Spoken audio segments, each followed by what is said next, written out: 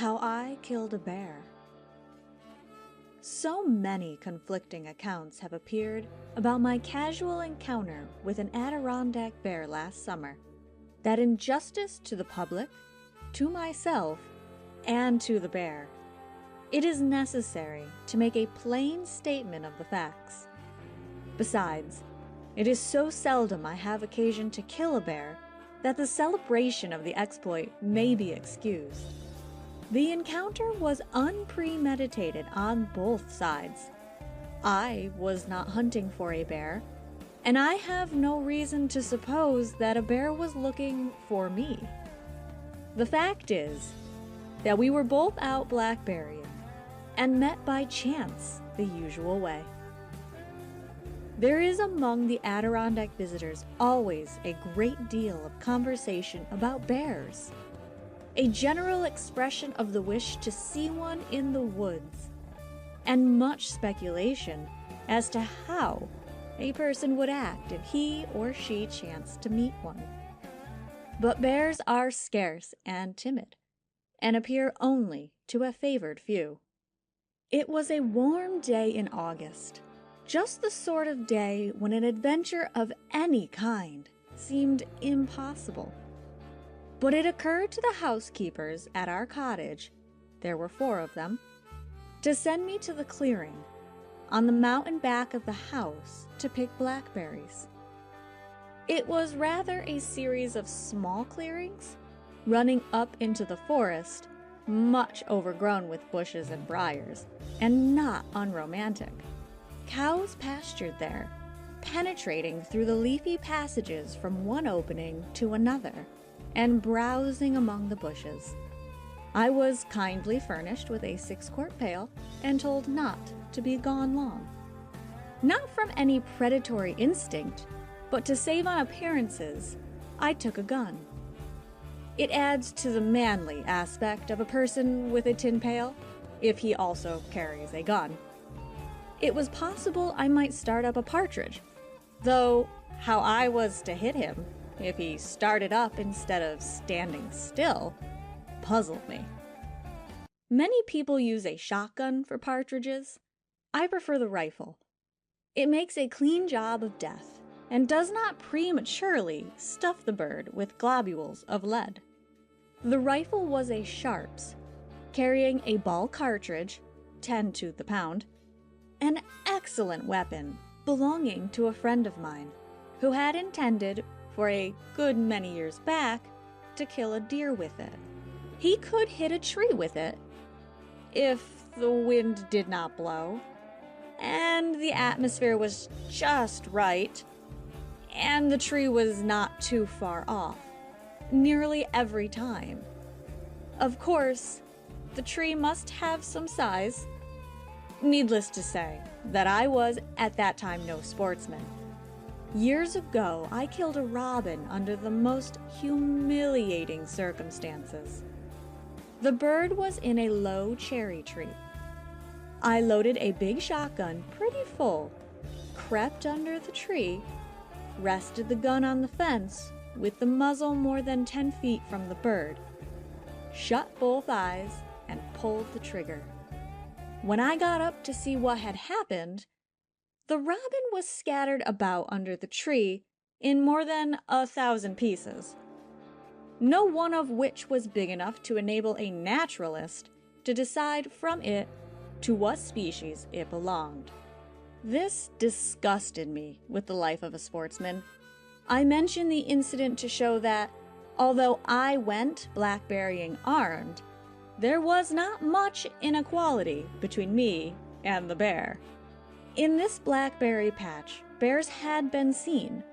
The summer before, our colored cook, accompanied by a little girl of the same vicinage, was picking berries there one day, when a bear came out of the woods and walked towards them. The girl took to her heels and escaped. Aunt Chloe was paralyzed with terror. Instead of attempting to run, she sat down on the ground where she was standing and began to weep and scream, giving herself up for lost. The bear was bewildered by this conduct.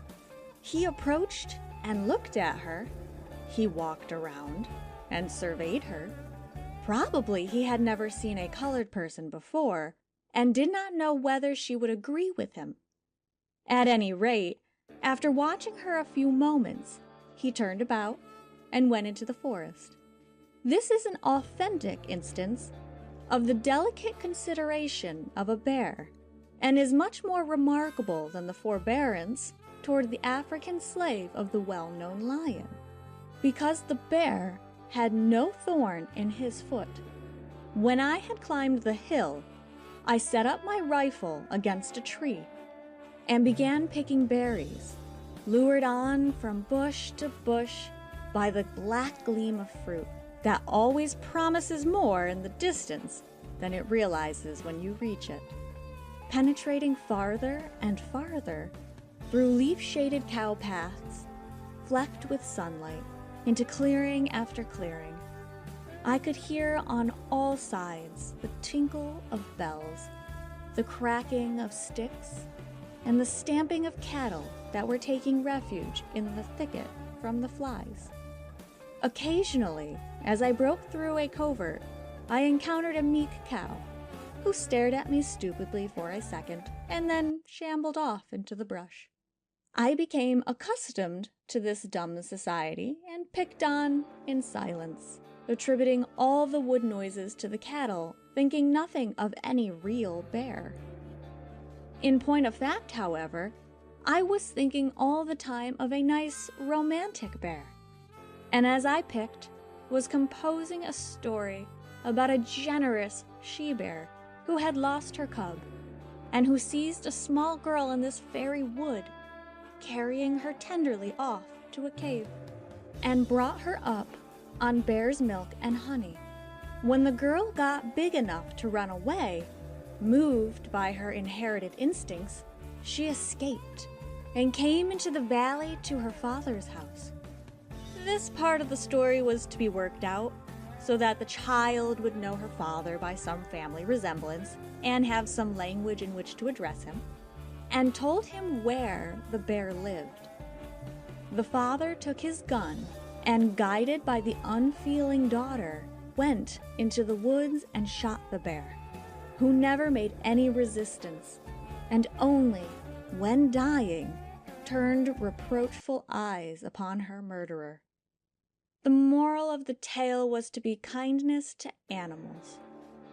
I was in the midst of this tale when I happened to look some rods away to the other edge of the clearing, and there was a bear.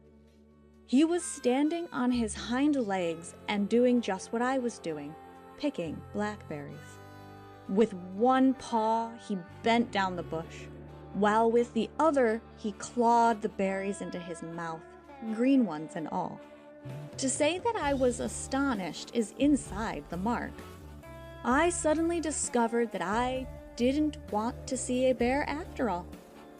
At about the same moment, the bear saw me, stopped eating berries, and regarded me with a glad surprise.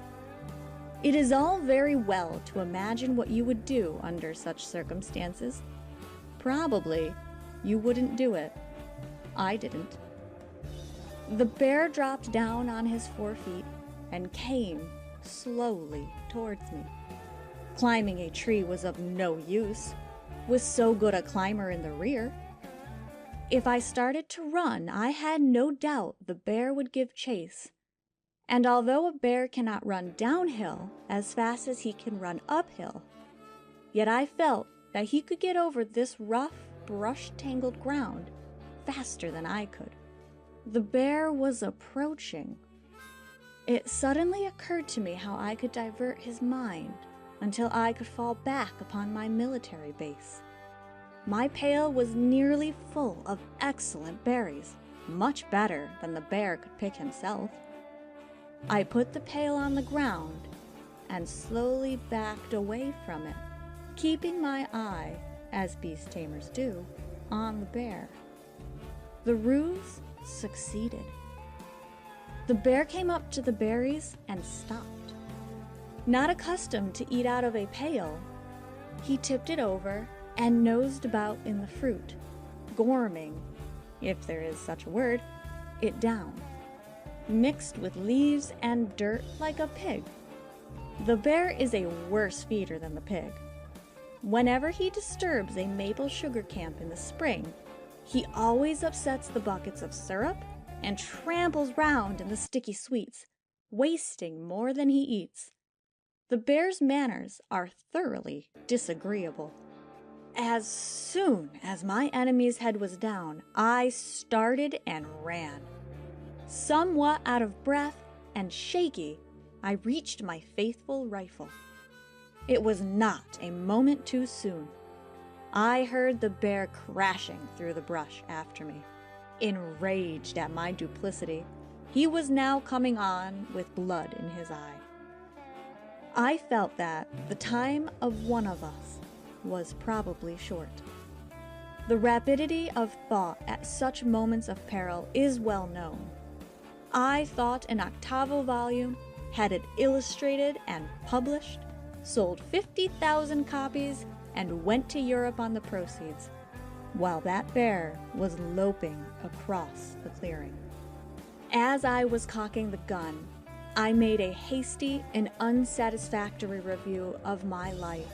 I noted that even in such a compulsory review, it is almost impossible to think of any good thing you have done. The sins come out uncommonly strong.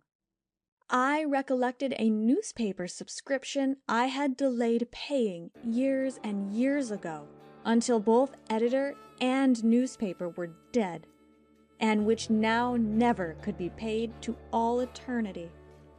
The bear was coming on. I tried to remember what I had read about encounters with bears. I couldn't recall an instance in which a man had run away from a bear in the woods and escaped, although I recalled plenty where the bear had run from the man and got off. I tried to think, what is the best way to kill a bear with a gun when you are not near enough to club him with the stock? My first thought was to fire at his head, to plant the ball between his eyes, but this is a dangerous experiment. The bear's brain is very small, and unless you hit that, the bear does not mind a bullet in his head. That is, not at the time.